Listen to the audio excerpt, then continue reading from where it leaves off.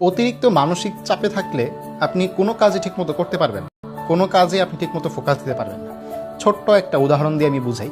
Medical ভর্তি পরীক্ষার একদিন আগে আমার এক বন্ধু আমাকে নক দেয় যে, বন্ধু কি অবস্থা, পড়াশোনার কি অবস্থা? আমি বলছি আলহামদুলিল্লাহ ভালো, তোমার কি অবস্থা? সে আমাকে কিছু প্রশ্ন করে এবং আমাকেও বলে যে বইয়ের যে কোনো জায়গা থেকে কিছু প্রশ্ন করো, দেখে আমি পারি কিনা। তো আমি একদম সবচেয়ে কঠিন, সবচেয়ে পেঁচানো যে অধ্যায়টা আছে ওইখান থেকে প্রশ্ন করলাম তাকে, অপশন ছাড়া। সে ইমিডিয়েটলি, মানে কোনো চিন্তা করা ছাড়া প্রত্যেকটা প্রশ্ন আনসার দিছে। যেই অধ্যায়ে আমার নিজেরও সমস্যা ছিল ওটা থেকেও প্রশ্ন করছে, সে সব পারে। তো আমি আসলে বেশ টেনশনে পড়ে গেছি। সে হয়তো বা ভালো মেডিকেলে চান্স পেয়ে যাবে, আমি হয়তো বা চান্স নিচের মেডিকেলে পাবো। তো এই নিয়ে আমি একটু আসলে টেনশনে পড়ে গেছি, মানব প্রকৃতি যেমন। তো রেজাল্ট আসলো, সে পরীক্ষা দিল।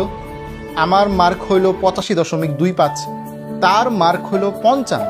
আমি একদম পুরো আকাশ থেকে পড়ছি। কিরে ভাই, তার তো প্রিপারেশন খারাপ ছিল না, সে তো যতগুলো আমি অধ্যায় থেকে প্রশ্ন করছি, গুরুত্বপূর্ণ প্রশ্ন করছি, সব পারছে। তাহলে সমস্যাটা কই হইলো? আমি তারে ফোন দিই, বন্ধু তোমার সমস্যাটা কই হয়েছে, তুমি মার্ক পাও নাই কেন? তো যেটা শুনছি এটা আসলে আমি শোনার জন্য প্রস্তুত ছিলাম না।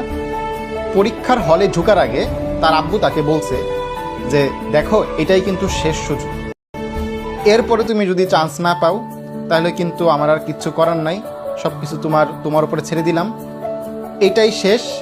আমি অনেক কষ্ট করছি তোমার জন্য, পরীক্ষার হলে যাও।